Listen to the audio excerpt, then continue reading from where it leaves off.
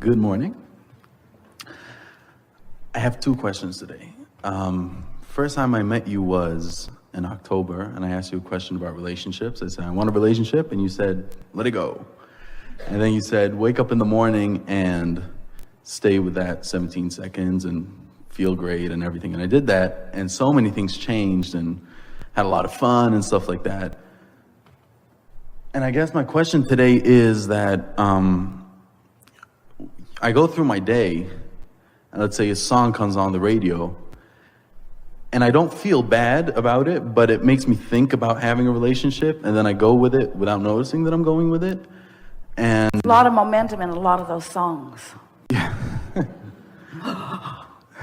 A lot of momentum in a lot of those songs. So I guess Esther plays a game where she gets into her car several times a day and backs out of the garage, and XM radio is always on, and whatever song's playing when she backs out, she thinks it has significant meaning to her because it's divine timing after all. She's just not getting in the car because it's time to get in the car. She's waiting for the impulse and going. Sometimes she leaves a half an hour early because the feeling comes to her.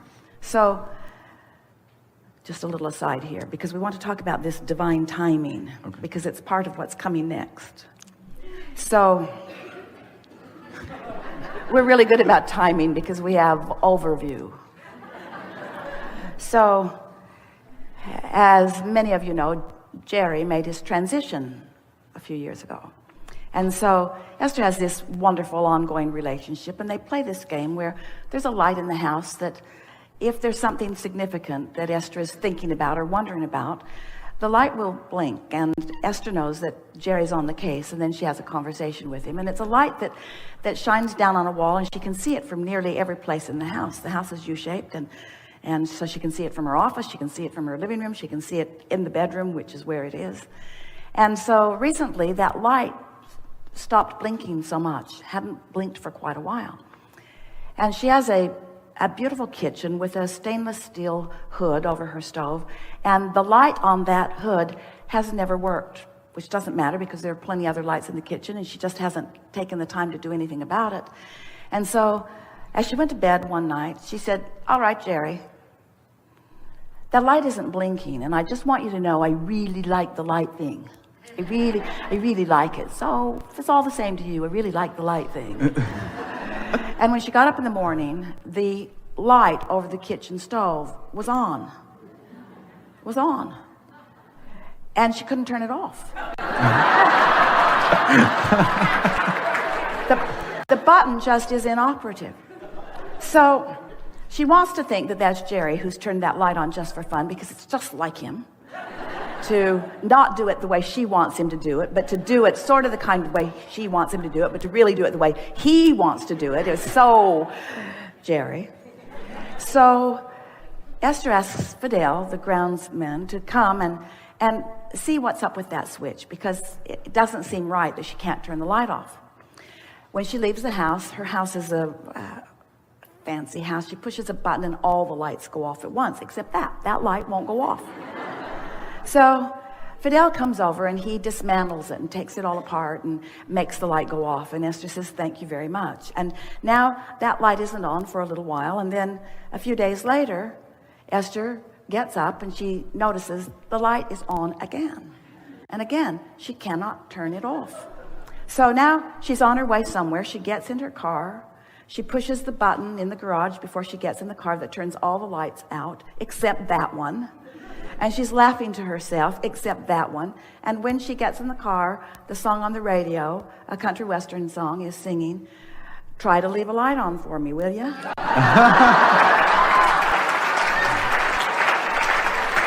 Those are the words. Those are the words. Now, so many people just want to call these things coincidence. We want you to understand that there is divine timing going on in your experience all day, every day. You just got to create the atmosphere. That's what Esther is saying to her friend the other day. Our work, singularly, it's not our work to find the path. It's not your work to find the relationship. It's not your work to figure it out. It's not your work to fill in the grid. It's your work, your singular work, to prepare a vibrational atmosphere around yourself so that you are the realizer of the impulse impulses that will put you on the path. Not just because the path will lead you to where you want to go, but because the path is so delicious as it is unfolding. In other words, what could be more delicious than to feel that hands-on all day long, source energy, aware of you, knowing who you are and where you are and who you really are and what you really want, and knowing the precise path to get you from where you are to where you want to be at all times. All you got to do is chill and follow the impulses, you see. And those messages come to you in endless ways through songs. Esther will be sitting and writing something, and a hummingbird will come and almost touch her on the nose, as if to say, that's the point we were hoping you'd get. Pay attention to what's going on around. Source is using every conceivable, possible messenger to confirm and accentuate things that are important to you. You just got to be aware, you see.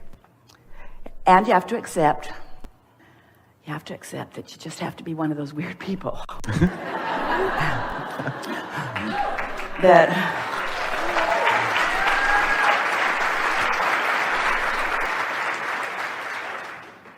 So just follow the signs? Follow the signs, yes.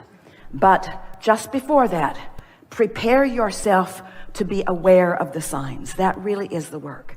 You can't be mad and follow the sign to where you want to be. In other words, it's that unconditional thing. It doesn't matter. It doesn't matter how long it takes. You know it's coming. It doesn't. Just find some feeling. Try to find some touchstone, like Esther did with the video. Something that you remember, some moment in time, some moment when you felt unconditional. And by unconditional, we mean singular. We mean unconditional. We mean nothing necessary, no condition necessary to produce the feeling. It's just the feeling. It's what meditation will do for you. Meditation puts you in a place of unconditional love. If you can get your mind clear, that's what happens. You just get into that vibration where there's no condition that is contradicting your vibration, and then you're in that place of unconditional love. But you got to play with it just a little bit, and don't get freaky about it, and don't worry about it. Just try it a little bit and watch the results, and try it a little bit and watch the results, until before very long you will begin feeling yourself in this divine timing. Yesterday, as Esther was traveling here, when she got to the baggage carousel, the light began blinking in the moment that they walked to it, instead of the usual 20 minutes or so wait. And the driver who had come to pick them up said, perfect timing. And Esther thought, that's about the fourth time today somebody has actually said the words, perfect timing. She was on the airplane. There was a man sleeping next to her. She really wanted to use the bathroom, but she didn't want to bother him. So she sat there and she thought,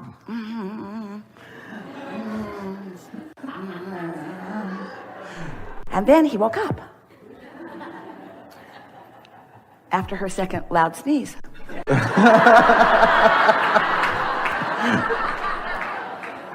And so she said, do you mind if I scoot out to use the restroom? And he said, no. So she goes and uses the bathroom. When she comes back, she slips into her seat. And as soon as she sat down, the flight attendant brought their lunches. And he said, perfect timing. And Esther thought, is the whole world in on this? Is the whole world in on this? Does everybody know that perfect timing is the way that I am now living? Does everybody know it? Seems so, you see. Perfect timing. So do you understand that creation, co-creation, relationships, do you understand that that's about rendezvousing with the other? So let's say you have a meeting place. And do you really want to get there before the other one gets there? Want to get there and they're not there, and you're walking around, starting to feel impatient. That's not divine timing. That's off. So you don't want to get there before they're there. You want to get there to meet them, don't you? Mm-hmm. And don't you trust that the source within you knows who you are and what you want and who they are and what they want? If you can just accept that it's for sure. It's for sure. It's not if. It's really not so much even about when. It's for sure. It's for sure. You just got to chill and know that. And when you rendezvous, you'll know it. You'll know it. You can't miss it. You'll know it. That was my question, actually. You'll know it. You'll know it. And the best part is, not only will you know it, they'll know it. Okay. Okay? Because it is. What good is divine timing if the wrong person shows up? That's not going to happen. That's not going to happen. It'll be divine timing, and you'll know it. You will both know it. No game playing. No. I don't know. I'm not so sure. I got here. Give me your resume. I'll check you out. Not any of that. You'll know it. You'll know it. Okay. Really good. Thank you.